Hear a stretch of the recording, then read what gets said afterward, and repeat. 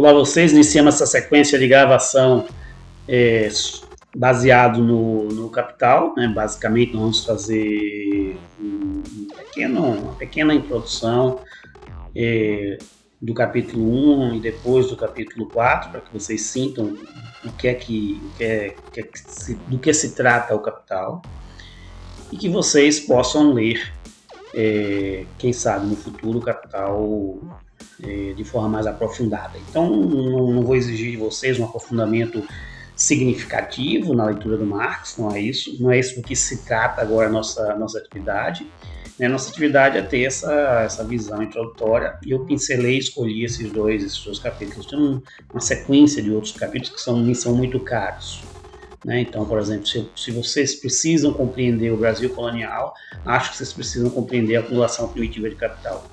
Né? Ou se vocês precisam trabalhar até para compreender, por exemplo, autores sobre o consumo de massa, como o que nós vamos trabalhar depois, Adorno, Durkheim, Marcuse, eu acho que é necessário compreender também a mercadoria, né? E, portanto, o fetiche da mercadoria para além do capítulo A Mercadoria. Mas é o que temos. Nós vamos fazer essa versão preliminar, mesmo porque vocês são estudantes do primeiro semestre. Né? Então, eu espero que no futuro vocês consigam aprofundar na leitura do Capital. Né? E parem de pensar também que o Capital é um estudo desenvolvido para a compreensão do socialismo e do comunismo. Não, se fosse assim, seria o socialismo ou o comunismo e não o Capital.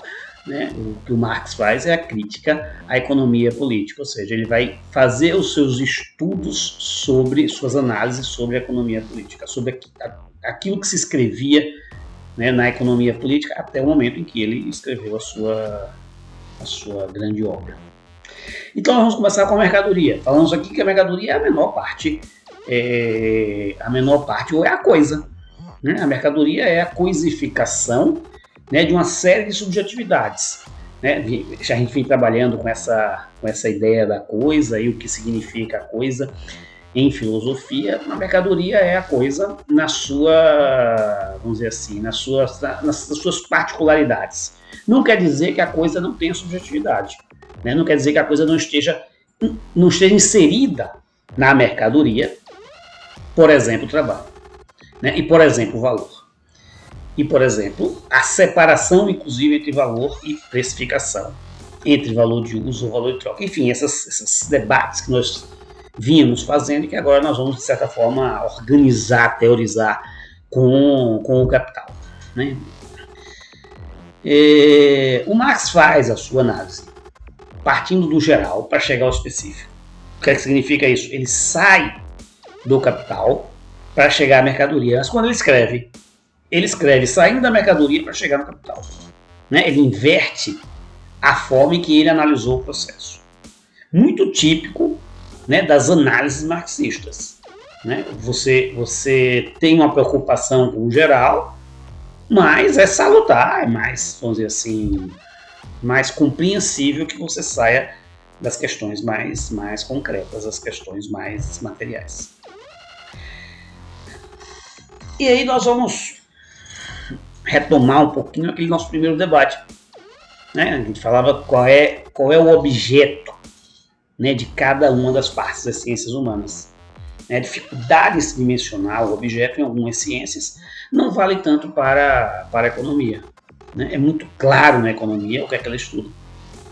Né? Ela estuda a riqueza. Né? A produção, distribuição e consumo da riqueza. Esse, pelo menos, era o objeto, né, que se compreendia a economia no século XIX e no início do século XX. Né? Depois outras pessoas resolveram criar umas outras coisas aí para burlar essa ideia de distribuição da riqueza. A distribuição da riqueza é politizar uma ciência, como se as ciências não fossem por si só politizadas. E, claro, a ideia de riqueza, ela vai ter que ser compreendida no tempo e no espaço, ou seja, o objeto da economia, ele não é o mesmo objeto em todos os locais. Porque se o objeto é a riqueza, né, a riqueza ela é um conceito variável. Né? O que é ter riqueza em um determinado espaço, né, em um determinado tempo, pode não ser verdade em outro espaço, em outro tempo. Né? O conceito de riqueza aqui em Fortaleza pode ser diferente do conceito de riqueza em Redenção. Né? Ou seja, no mesmo tempo, em dois espaços. O conceito de riqueza na minha infância pode ser diferente do conceito de riqueza hoje. Brincamos, inclusive, com essas relações. Mas uma coisa é certa, que para o trabalhador hoje a riqueza se traduz no acúmulo de mercadoria, né? E para o capitalista a riqueza se traduz no acúmulo de capital. Então veja, embora a gente esteja estudando a mercadoria para compreender o capital, ou estudando o capital para compreender a mercadoria, como que é, né? Ambas fazem parte de um mesmo processo. Né? Ambas estão inseridas na luta de classe. Né? Porque a riqueza para o trabalhador é ter muita mercadoria, e o capitalista só consegue concretizar o seu produto, a sua coisa, em mercadoria se ele vender, se ele tiver valor de troca. Logo, também faz parte dessa relação, né, que a riqueza seja ao mesmo tempo uma coisa para uma classe e outra coisa para outra classe. Essa é, vamos dizer assim, a forma elementar da riqueza. Né? A forma elementar da riqueza é a mercadoria. A quantidade de mercadoria que uma pessoa tem a capacidade de consumir. Veja, essa mercadoria ela é um objeto externo ao homem. Né? Ela é um objeto que, embora atendam às necessidades humanas, ela é mais do que as necessidades humanas. Né? Ou, se você quiser tratar o fetiche, a fantasia, como a necessidade, tudo bem, aí o objeto é aquilo que sacia as necessidades humanas. Né? Sacia, por exemplo, o estômago, né? 2 hambúrgueres, alface, queijo, molho especial, cebola, picles e o pão com gergelim. Sei de cor. Né? Sacia o estômago, mas também sacia a fantasia. É Big Mac. Né? Essa dimensão fetiche que tem a mercadoria. De preferência, quanto mais inalcançável é a mercadoria, maior o fetiche pela mercadoria. Né? Brincava com vocês sobre a bicicleta barra circular Monarch, meu sonho de consumo. Né? E quão frustrado foi a minha aquisição da barra circular Monarch no período de congelamento de preços e salários.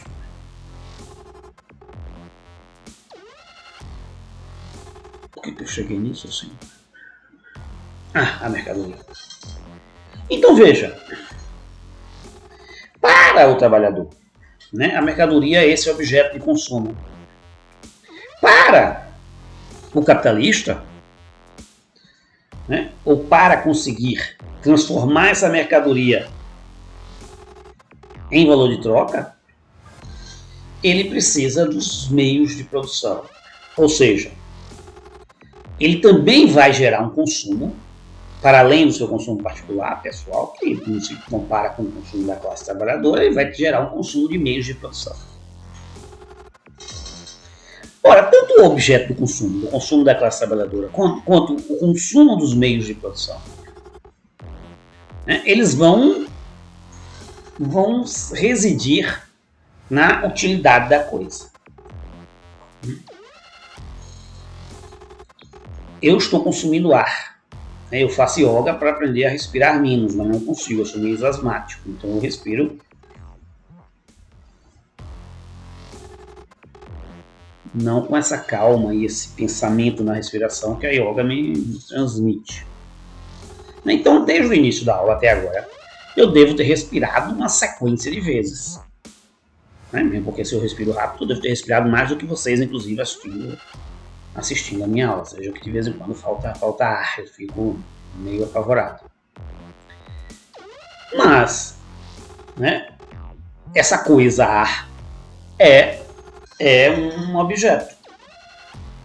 Essa coisa ar tem valor de uso, eu estou usando ele. Não significa dizer que essa coisa ar tenha valor de troca. Em resumo, ou já simplificando e acelerando a nossa análise, no ar não tem trabalho. Exceto o ar-condicionado, que está ligado, aí tem trabalho, tem energia, tem o próprio trabalho incorporado na fabricação do ar-condicionado, tem o trabalho incorporado na energia. Este ar refrigerado tem valor de uso e tem valor de troca. No ar que eu respiro, não. O ar que eu respiro só tem valor de uso porque não tem trabalho para chegar às minhas narinas. Então veja, o uso não depende da quantidade de trabalho incorporado ao ar. Então a primeira coisa que nós temos que separar é isso. É o valor de uso de uma mercadoria e o seu valor de troca. O valor de uso da mercadoria ela se realiza com o consumo. Quando eu utilizo uma mercadoria, eu realizo o seu valor de uso. Realizei. Consumi o ar. Utilizei o ar. Mas só materializa o valor de troca se tiver valor de uso. Mesmo que o uso seja do mais supérfluo possível. Mas tem valor de uso.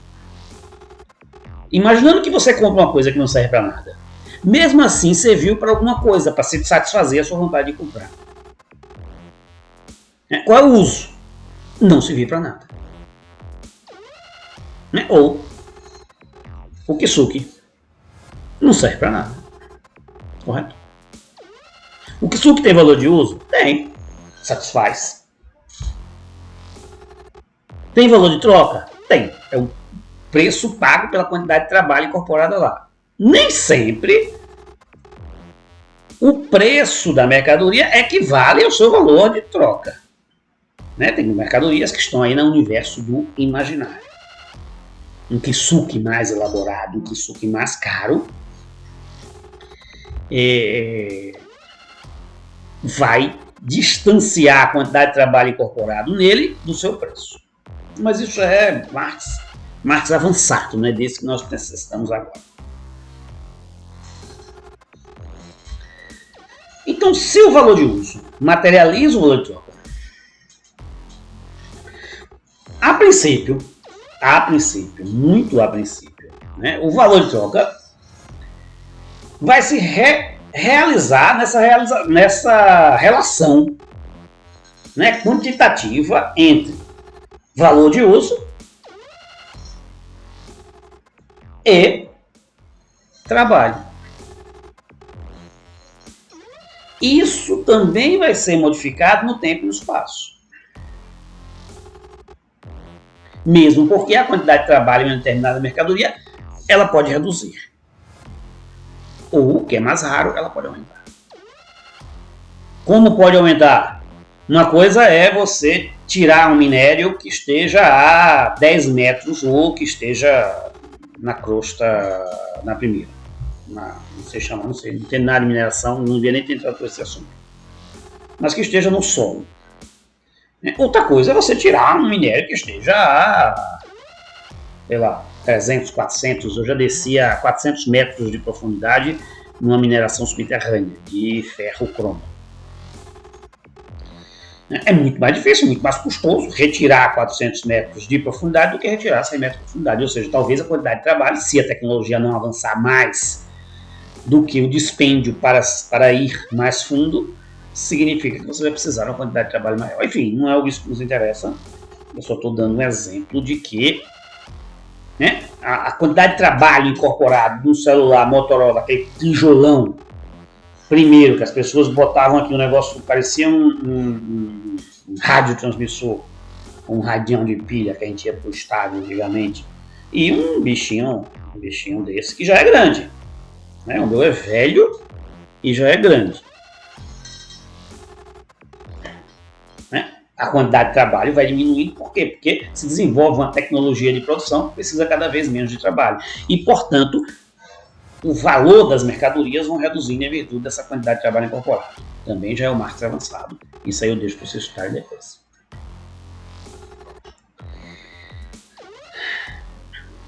Então vamos, de certa forma, começar a esmiuçar, né, essa ideia da mercadoria. Vamos imaginar duas mercadorias, que não tem nada a ver uma com a outra, sei lá, cachaça e banana, duas mercadorias tipicamente brasileiras. Eu, quando fiz economia porque na minha cartilha do ABC, não sei se eu já falei para vocês, o professor não pode se repetir. Pode. Não pode se repetir em vídeo, porque em vídeo você pode repetir várias vezes a mesma besteira. Mas eu fiz economia porque na minha cartilha do ABC, né, a gente ia com uma vaca para a feira e voltava com um cacho de uva. Eu achava um absurdo que a pessoa trocasse uma vaca, que daria um churrasco muito grande, ou vários churrascos, por um cachinho de uva. E embora a uva, na minha época, na minha infância, uma coisa caríssima, só ricos comiam uva. Não como hoje, que uva não é preço de banana, mas é barato. Mas vamos pensar em duas coisas tipicamente brasileiras. Né? Cachaça e uvas. Cachaça e banana. O primeiro equivalente que eu penso na cachaça seriam litros, garrafas, sei lá. Número de garrafas. E banana eu penso em cachos, palmas, dúzias. Não importa o que você pense bananas. Agora, como você relaciona cachaça com banana? Tudo bem, até tem uma cachaça de banana, mas não é isso que nós estamos falando. Estou dizendo assim, como é que você sabe que uma quantidade de cachaça equivale a uma quantidade de bananas? Essa ideia de qual é o valor de uma mercadoria e quanto é justo realizar a troca de uma mercadoria por outra. Nossa primeira dimensão da mercadoria é essa troca de mercadorias por mercadoria, esse caminho. É isso que o Marx vai tratar em primeira mão.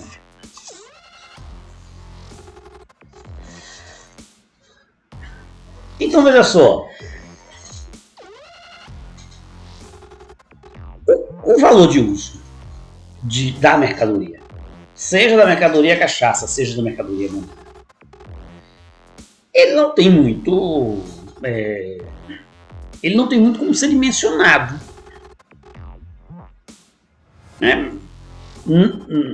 Eu não tomo cachaça, eu não suporto banana. Eu não posso dizer que tomo cachaça, mas eu não suporto banana. Banana é uma das coisas mais odiosas que tem na minha vida. Tem uma outra história também que eu não sei se dá tempo de contar. Sim, vou contar os causos. Conto o caos, encerro essa aula, depois eu volto na próxima. Meu pai era feirante, todo desempregado, ele botou uma barraquinha na feira. E aí ele comprou um carrinho de mão de bananas. Ele levou o carrinho de mão para a feira e começou a vender. A banana foi embora rápido. Meu pai se empolgou. Comprou um caminhão de bananas. Um caminhão. Encheu a sala de bananas. Ele foi pra feira achando que ia vender, não vendeu nenhum carrinho de mão. Era banana. Lá em casa era uma coisa simples, 2 quartos, a sala e uma cozinhazinha e um banheirinho pequeno. Não era, 2 quartos, a cozinha e o banheiro, porque o resto era banana. Era muita banana. Coisa que eu odeio, aquele doce de banana em rodela que a minha mãe fez para conservar.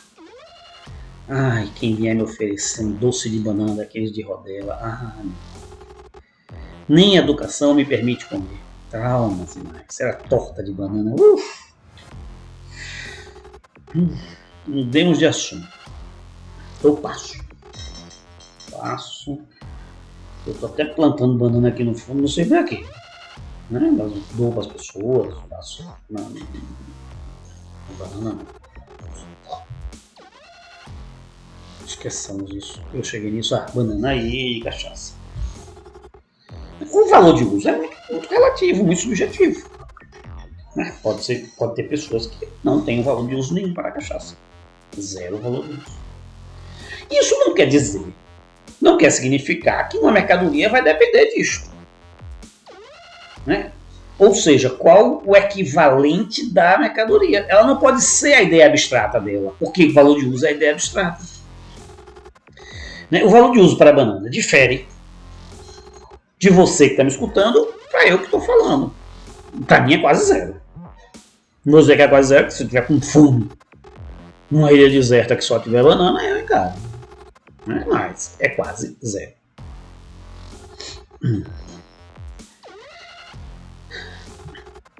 Então, o valor de uso, embora tenha esse caráter útil,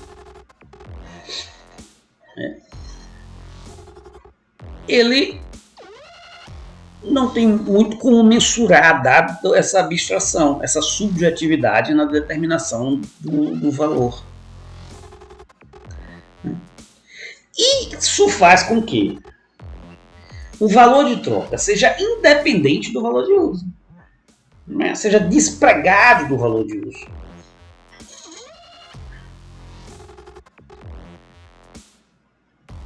Exatamente porque o valor de uso depende principalmente da subjetividade do indivíduo. E a subjetividade não dá um valor que a sociedade atribui a uma determinada mercadoria.